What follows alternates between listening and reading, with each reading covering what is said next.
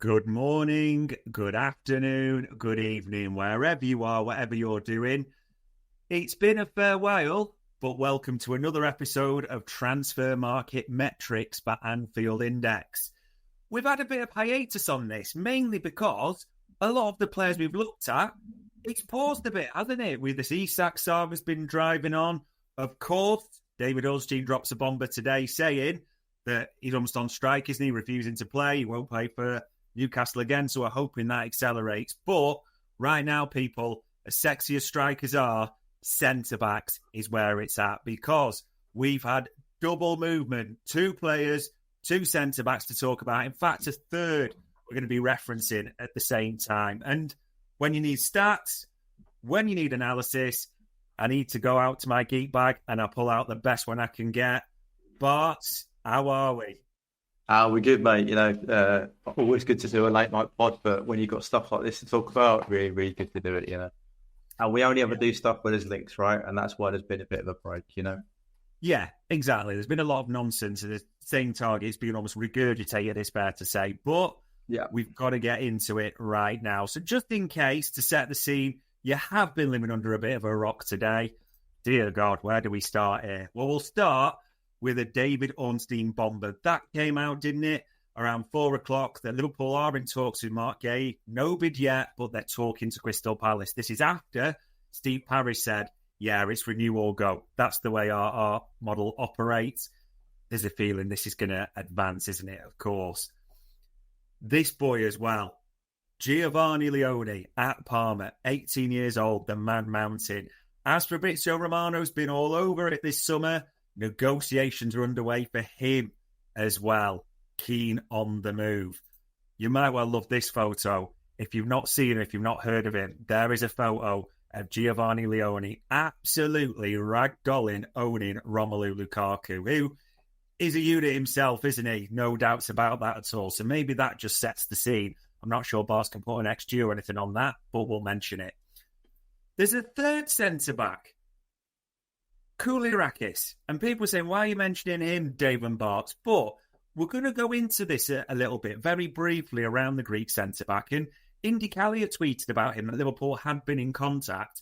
If you're thinking Indy Callier, who, just to be clear, this is the man that David Ornstein credited as getting things before him. That's the ultimate seal of approval now, the level that's changed. And, of course, we'll be getting into all the stats, all the different bits. Now, I usually will say, when I do this, Bart, and you answer it in the normal sense, the three that you've got, put a label alongside them right now. Excited, not what you're thinking.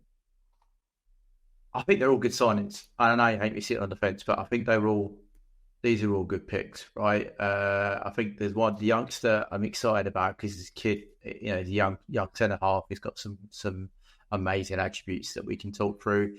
And the other two, one's more established in the Premier League than the other, but both, you can see why we've been linked with them. And I think we've all been sat there saying, we need some centre-halves in the squad. And I think, if you get into any two of these three, I should say, I've been more than happy. I think they're all very, very good centre-halves.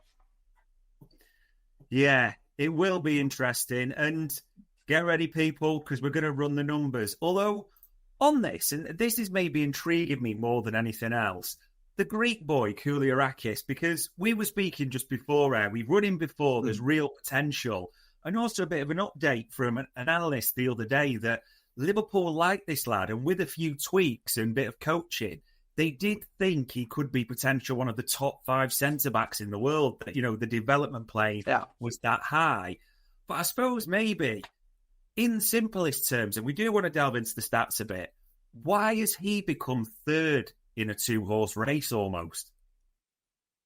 I think we'll have to answer that one as we looked at all three. But I can see why someone, you can all log on and you can have a look, but if you look at the complete report, which we've done a few times, I don't think we've done it with this lad, but if you look at, so it gives you every metric he's possibly got.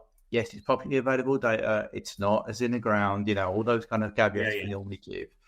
But, there are some things here. So his aerial win rate, we always talk about that, right? That's in the 60s. That's 60. So that's a good level to have for centre half coming in, right? That's a Gomez level. It's like a nudge above us. That's okay. So a lot of his normal miscellaneous stuff are there's a lot of green there that we can kind of like about. Nothing really to pick out, but there's okay. Yeah, we look at possession. And this is where I've heard a lot of people talk about this lad, and I agree. When we first profiled him, I think we said he was good on the ball. Took some players on here, so 66 percentile for taking players on. His carries are in the mid-range, progressively when he does carry it. So that's sort of from over 20 yards, yeah. So he's not just dribbling for the sake of it. He's trying to do something with it, and his touches are well spread out through the pitch, right? So that's his possessional stuff.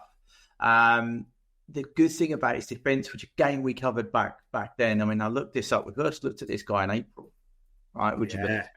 So, but his interceptions, his tackles, his clearances, they're all in the green. Whereas typically when we look at a centre half, they're missing one of those.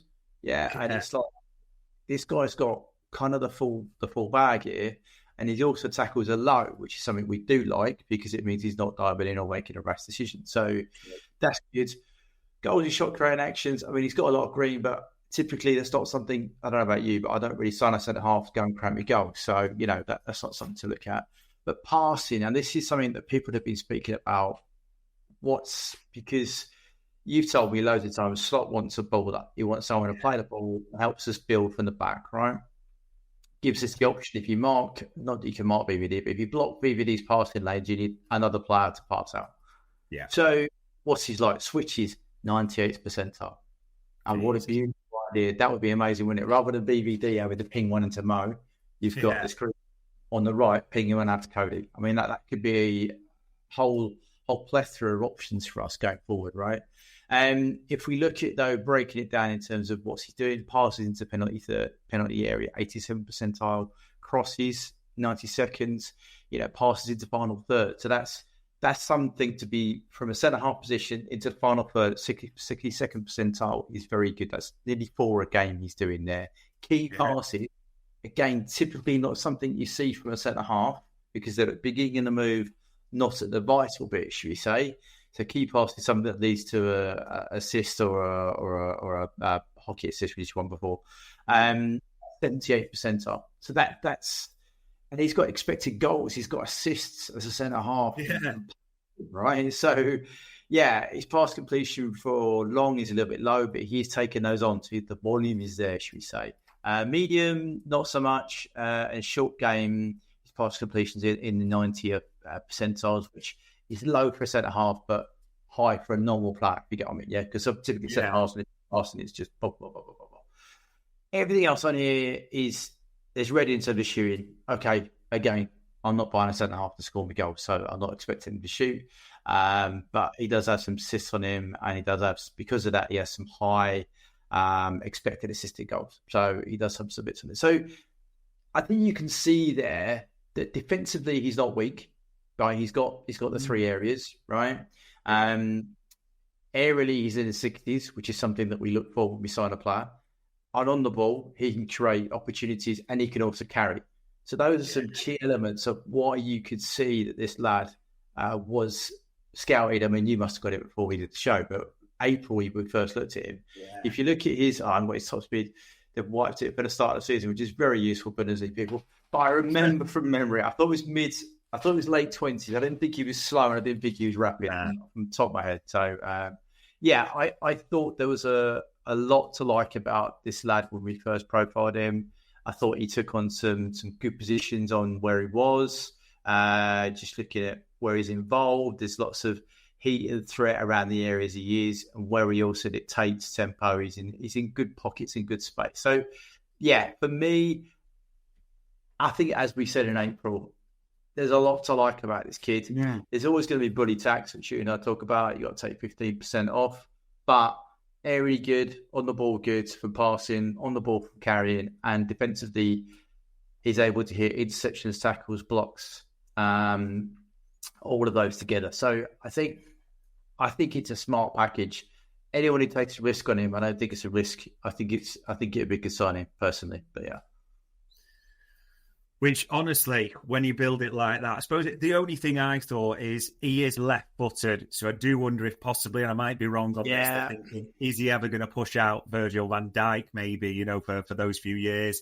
Is he going to get those opportunities? That was honestly the only thing I could sort of bring into the mix as the potential.